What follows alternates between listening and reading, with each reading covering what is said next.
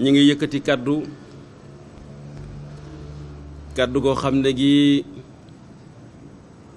xol yi neexut, xel mi dalut,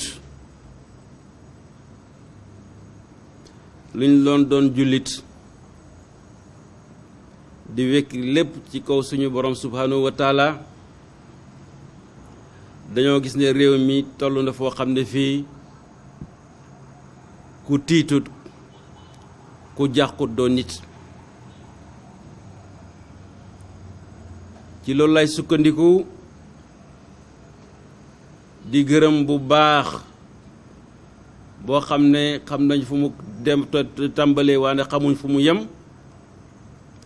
le xalif général des mourides sëriñ Muntaxa Mbàkke.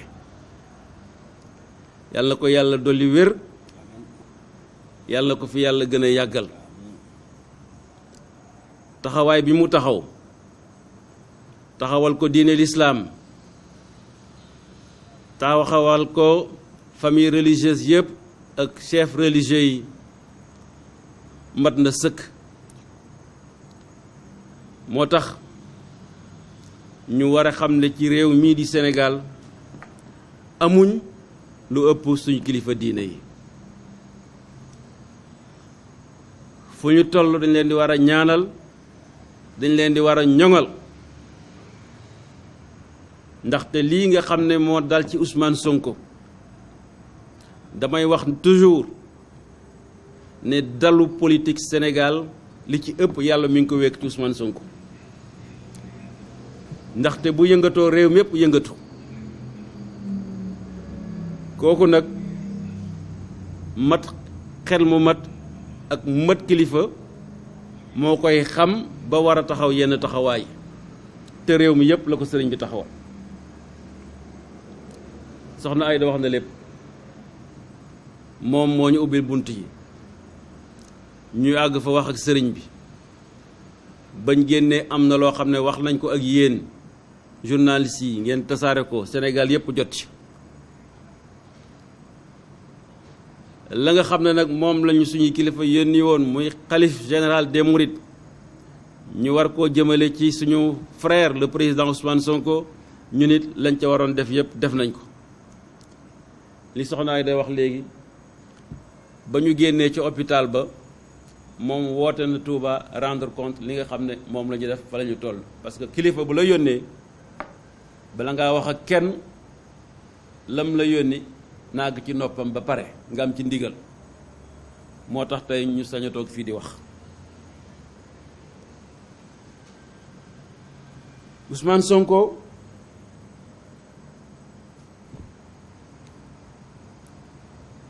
Ousmane Sonko Ousmane Sonko laa wax de nekk na ci diggante bu doy waar.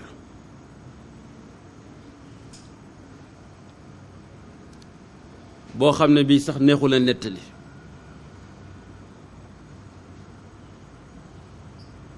te loolu lépp nga xam ne tey jaral na ko mu sacrifier bakkanam, Sénégal moo ko jaral, moo tax mu def ko. projet bi nga xam ne yëkkati na ko ba ndaw yi xam ko, moomal ko seen bopp topp ko, moo tax muy def sacrifice bi muy def. nit ñi dañuy wax mais li mu def c'est un acte héroïque. mooy se faire violence soi-même pour loo xam ne da nga ko gëm di ko défendre ànd kook askan wi. ba tey mu nekk ci loo xam ne lii léegi mu nekk ci diggante dund ak dee. dëgg gi dañ koy wax lu metti metti soxna Ayda wax na ko. li nga xam ne moom la ñu xalif bi yónnee biñ demee xanaa bala ngay jox nit kay mu mën laa xàmmee sax xam li ngay dox lan la. mais dafa nekk ci situation critique fuñ ko natt rek weesu na ko.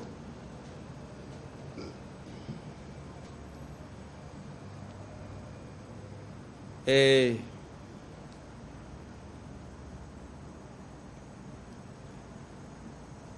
c'est même pas... C'est très dur, c'est très difficile pour njabootam, ay soxnaam, ay mbokk deretam, ay mbokkam yu mbokk kuréel Yewwi Askan Wi, ak des millions de jeunes sénégalais yi ko topp, ak des millions de jeunes africains, ay intellectuels ñi ëpp xam-xam ci Afrique fi mu nekk ñëpp ñi ngi koy méttitloo. ñu xamal leen ne gis nañu ko tey, ñun dem nañ teg bët Ousmane Sonko na mu nekkee du yoon, luy jot jot na, fee mu tëdd du place am, li soxnaam yi wax mooy dëgg, nañ ko bay mu dellu këram, ñu bay ko ak ay soxnaam ñu toppatoo ko, loolu mooy dëgg. leneen lu ñu leen wax du loolu, on vous raconte des histoires et tout peut arriver, lépp mën naa ñëw fi ñu nekk nii, tout. Moi je n'explique rien, hein, vu l'état bi nga xam ne moom laa ko fekkee. Bakkan yàllaa ko yore dëgg la, mais dañuy njort te lii mën nañ cee bañ a àgg, waruñ ci woon a àgg sax. Macky Sall il faut que mu arrêté, moom mooy principal responsable li nga xam ne moom la Ousmane Sonko nekk tey situation bi bu moom ak son gouvernement et son pouvoir. Il faut que nit ñi xam ko, bu ko neexoon suba mu dàkk, parce que liñ ko teg boobu ba léegi ba mu nekk ci situation boobu injustice la, du yoon. Alors en tout cas soxna Aïda wax na ko, mënuñ ko woon a tëddaalee tey, moo tax lu mu guddi guddi ñu ne danañ leen woo wax leen ko bu ngeen xamal ko Sénégal, xamal ko àdduna bi. Je voudrais profiter de l'occasion pour m'adresser encore à la communauté internationale. Je n'irai pas jusqu'à les accuser, mais quand même,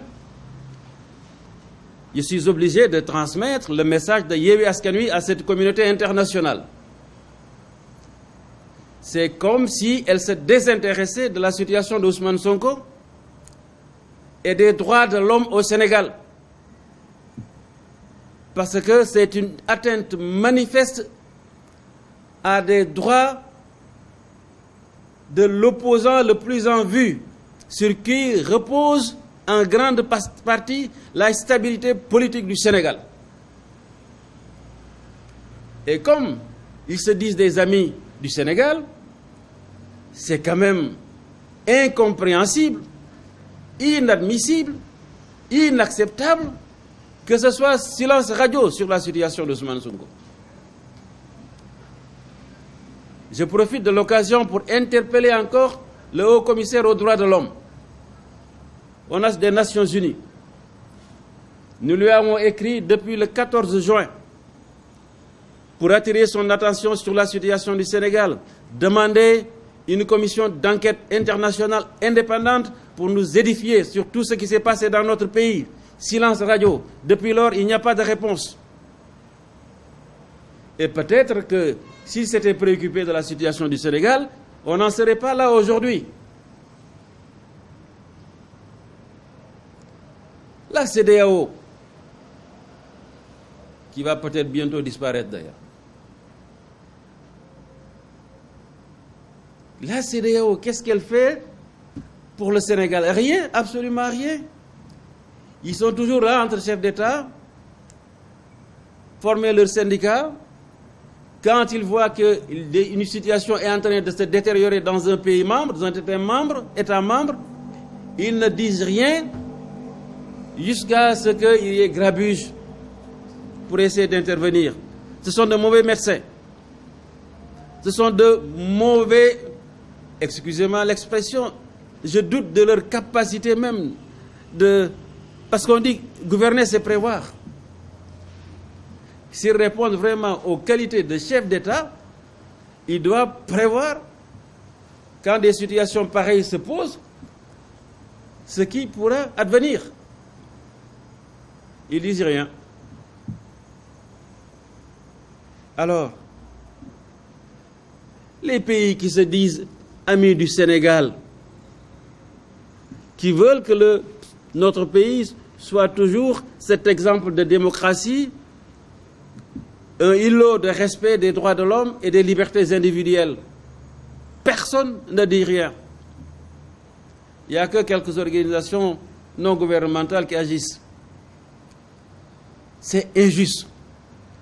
Et je voudrais aujourd'hui leur lancer un appel solennel pour qu'ils s'intéressent davantage de la situation du Sénégal et essayer de voir comment trouver une solution, parce que Ousmane Sonko aujourd'hui est dans un état critique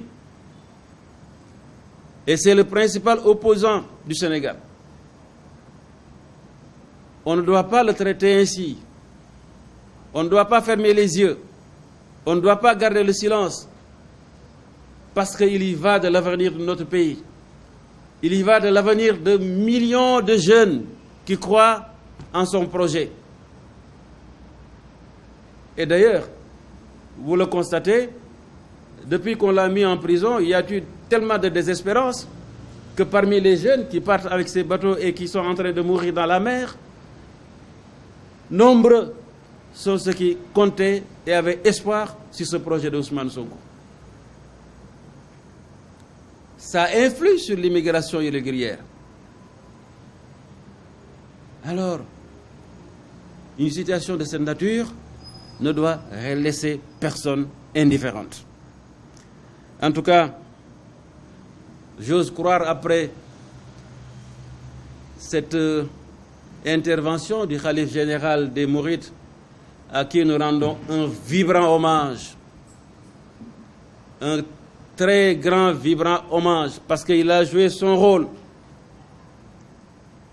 et il l'a fait au nom de tous les foyers religieux du Sénégal. Il a encore prouvé que les chefs religieux de notre pays sont des régulateurs sociaux. Ils participent, plus que les politiques même, à la stabilité du pays. C'est pour cela qu'ils méritent d'être protégés. Dieu les protège, c'est vrai. Mais au niveau social, ils méritent beaucoup plus de considération. C'est pour cela que je voudrais aussi lancer un appel à tous les jeunes du Sénégal.